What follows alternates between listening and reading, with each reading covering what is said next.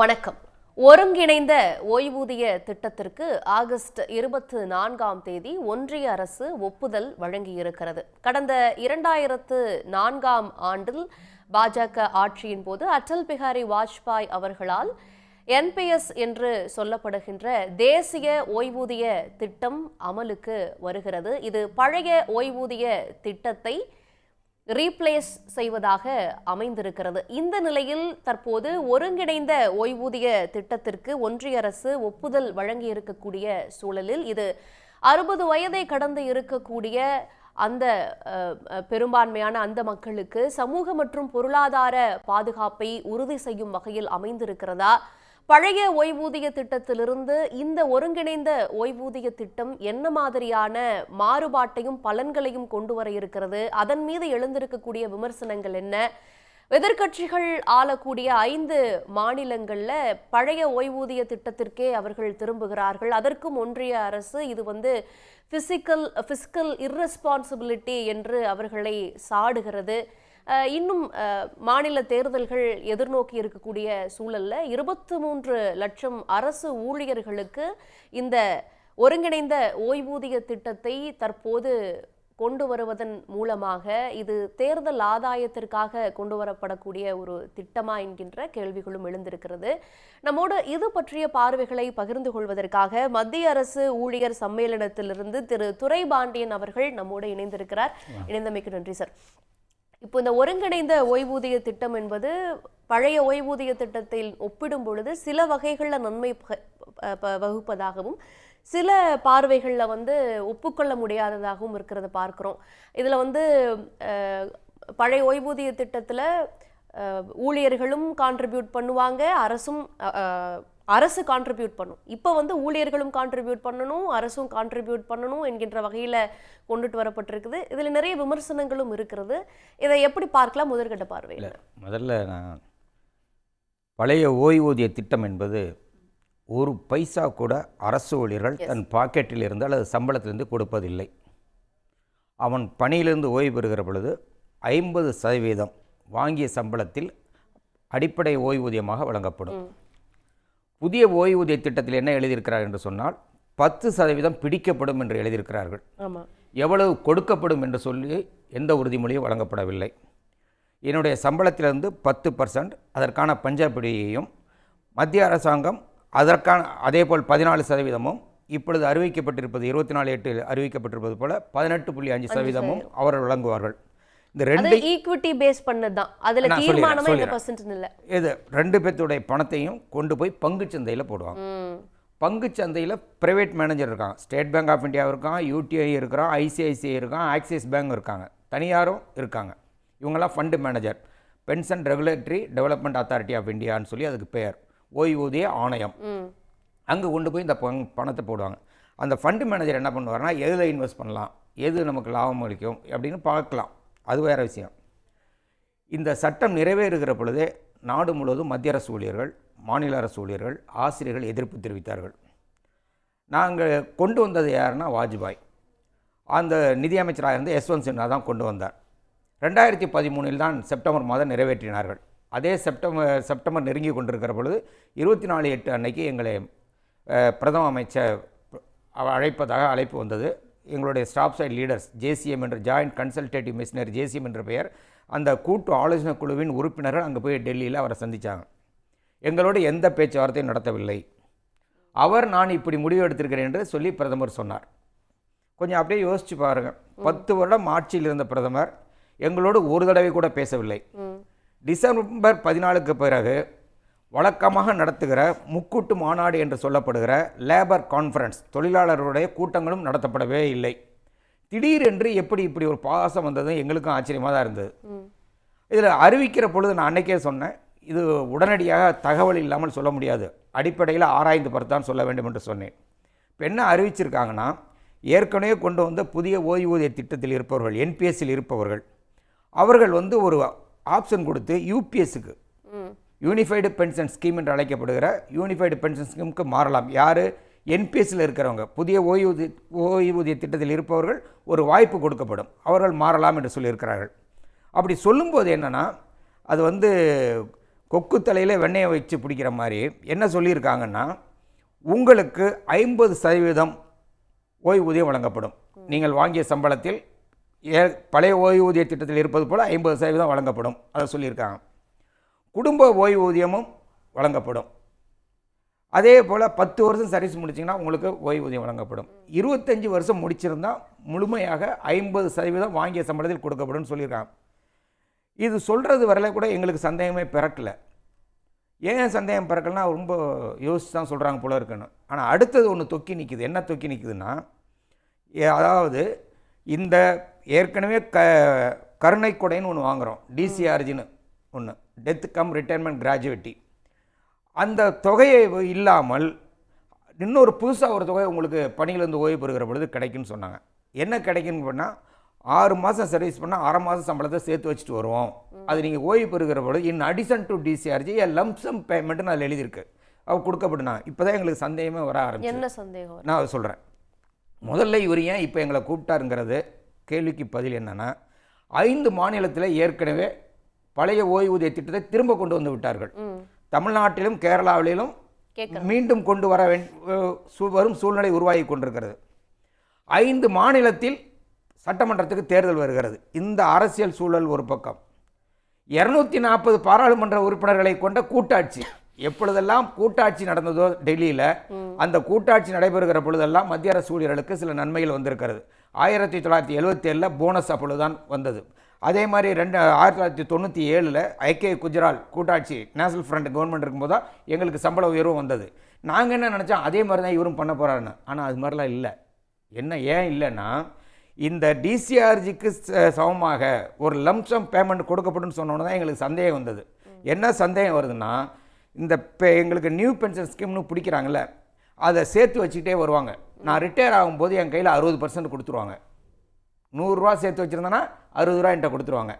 40 ரூபாயை எடுத்து என்ன பண்ணுவாங்கன்னா, போய் பங்கு மார்க்கெட்டில், அதுவும் பென்ஷன் அன்யூட்டி ஸ்கீம், ஓய்வூதியத்துக்காக இருக்கிற பென்ஷன் அன்யூட்டி ஸ்கீமில் கொண்டு போய் போடுவாங்க. அதில் என்ன வட்டி வருதோ அதுதான் எங்களுக்கு ஓய்வூதியமாக கிடைக்கும். அதுக்கும் உறுதிமொழி கிடையாது. நல்லா கவனிங்க. நோ கேரண்டி இதுதான் அவங்க சொன்னது.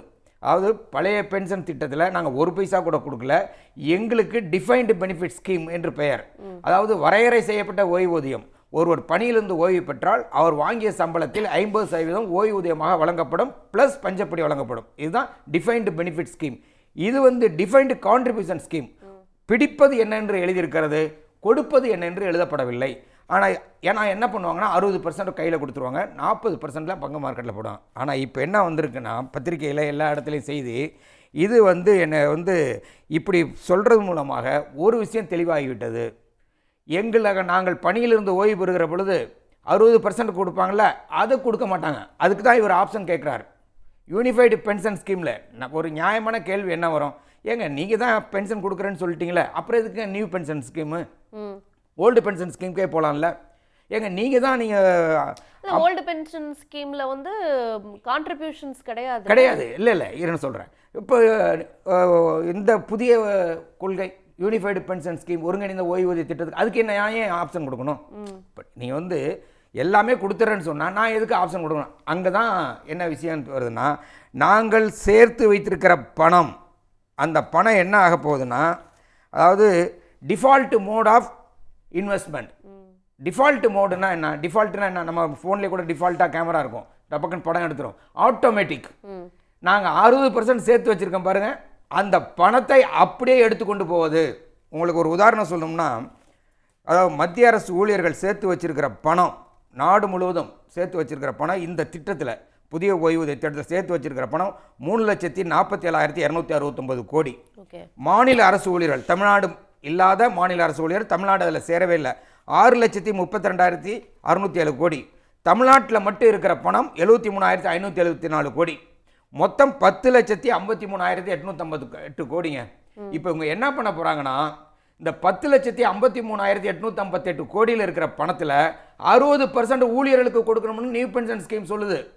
ஆனால் அதை 60% கொடுக்காம எங்களுக்கு 50% ஆஃப் தி பென்ஷனை கொடுத்துருவோம், சேலரியில் பென்ஷனை கொடுத்துருவோம், உங்களுக்கு குடும்ப ஓய்வூதியம் கொடுத்துருவோம், மினிமம் 10,000 கொடுத்துருவோம்னு சொல்லி ஒரு ஏமாற்று வேலையை, ஒரு பகல் கொள்ளையை மத்திய அரசாங்கம் அரங்கேற்றி இருக்கிறது. இதை இன்னும் சொல்ல போனால் ஒரு கபட நாடகம் என்று கூட நாங்கள் சொல்லுவோம். நாங்கள் கேட்டது ஒன்று, கிடைத்தது ஒன்று. நாங்கள் கேட்கறது என்னன்னா, புதிய ஓய்வூதிய திட்டத்தை திரும்ப பெற வேண்டும், பழைய ஓய்வூதிய திட்டத்தை மீண்டும் கொண்டு வர வேண்டும் என்பதுதான். எனவே 10,58,658 கோடியை சாப்பிடுவதற்கான ஒரு முயற்சியாக, கார்ப்பரேட் கம்பெனிகளில் ஷேர் மார்க்கெட்டில் போய் போடுவதற்கான ஒரு முயற்சியாகத்தான் இந்த திட்டத்தை அவர்கள் அறிவித்திருக்கிறார்கள். இப்போ வந்து என்ன சொல்லப்படுது அப்படின்னா, இப்போ அந்த 60% ஆஃப் எம்ப்ளாயீஸ் பென்ஷன் அப்படிங்கிறதுல வந்து அவங்க இறந்ததற்கு பிறகு வரக்கூடிய குடும்ப ஓய்வூதியம் அப்படிங்கிறது வந்து குறைந்தபட்சம் 10,000 ரூபாய் ஓய்வூதியம், அதுல 60%னா 6,000 வழங்கப்படும்.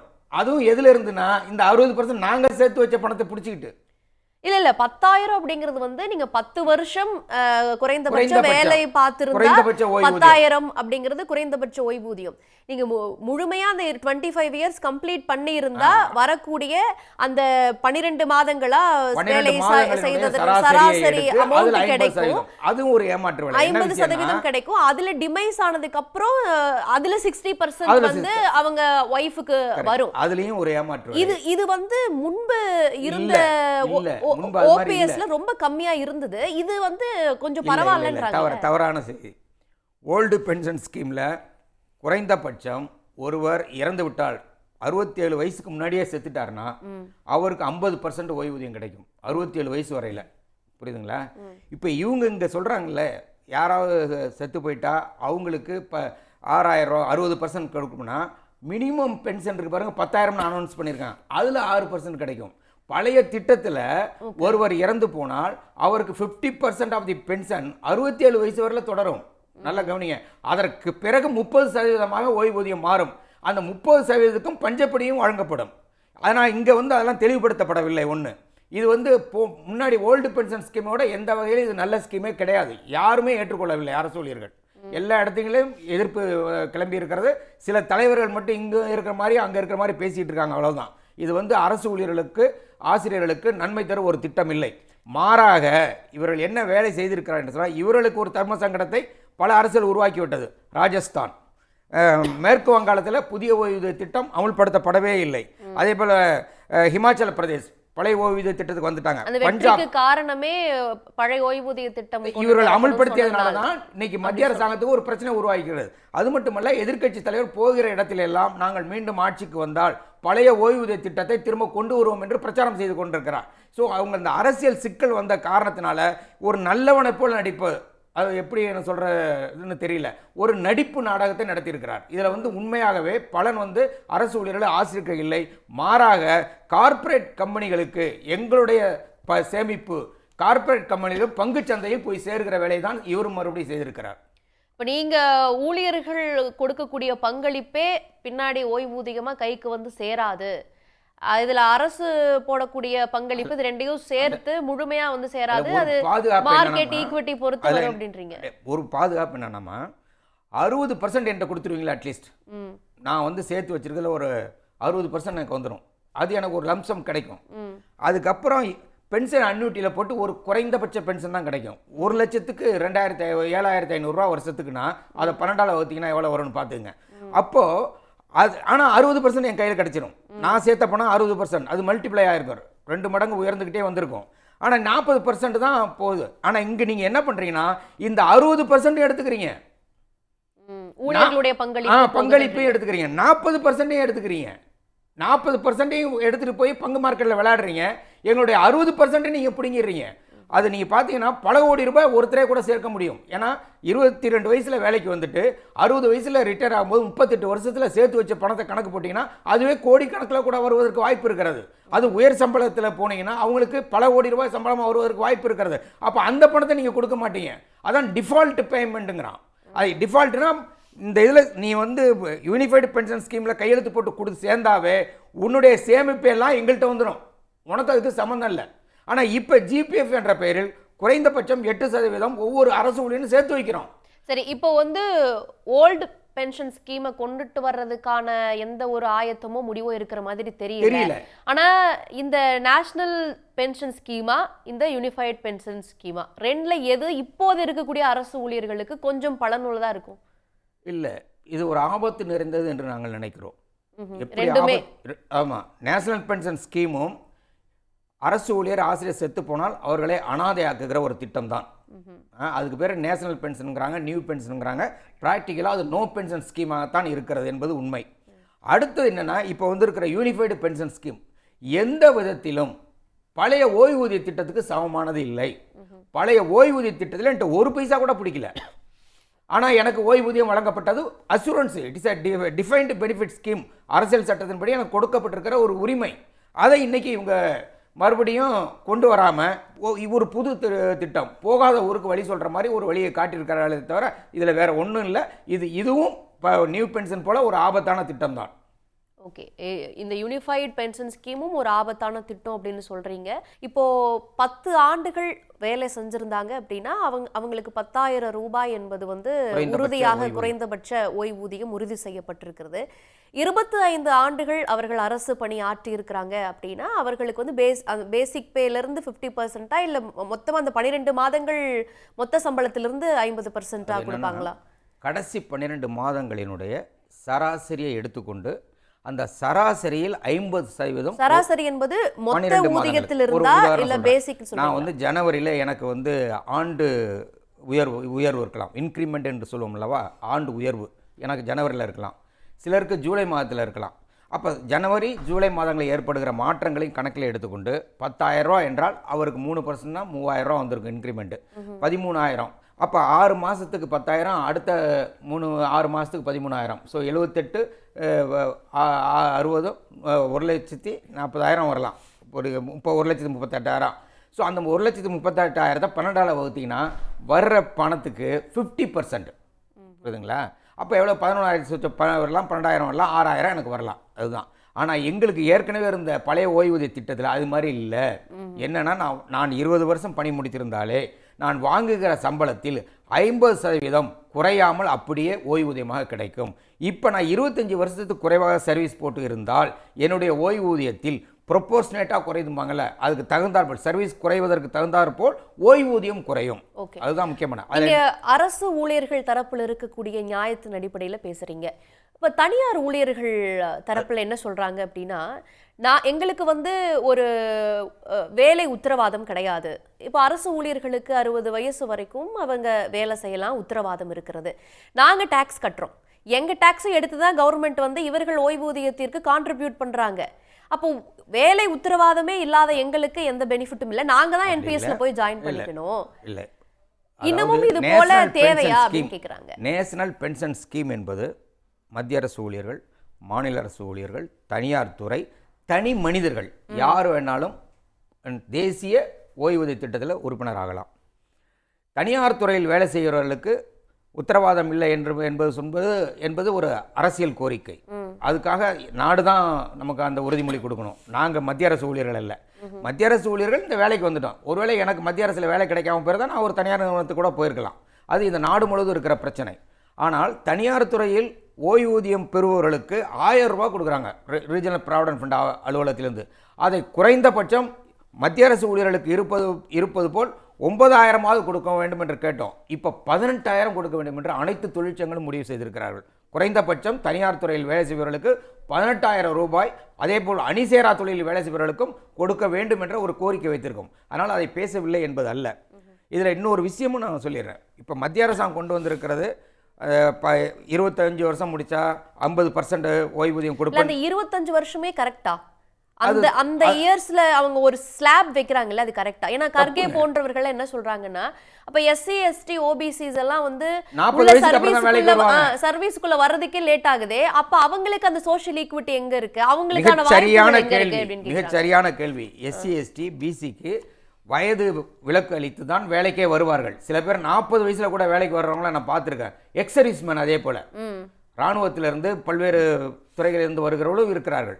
அப்போ அவங்களுக்கு அந்த குறைந்தபட்சம் 25 வருஷம் வராது. அப்போ என்ன ஆகும்னா, எவ்வளவு வருஷம் குறையுதோ அந்த அளவுக்கு ஓய்வூதியமும் குறையும். ஆனா அந்த 10 வருஷம் ஒர்க் பண்ணியிருந்தா அது கேரண்டி. அந்த அந்த 10,000 10,000 மினிமம் என்று சொல்லியிருக்கார்கள். நான் இதில் இன்னொரு விஷயம் சொல்லிடுறேன். ஆந்திராவில் கேரண்டீடு பென்ஷன் ஸ்கீம் என்று சொல்லி ஆந்திரா அரசாங்கம், இதுக்கு முன்னாடி இருந்த ஜெகன்மோகன் ரெட்டி தலைமையிலான அரசாங்கம் ஒரு திட்டத்தை அறிவித்தது.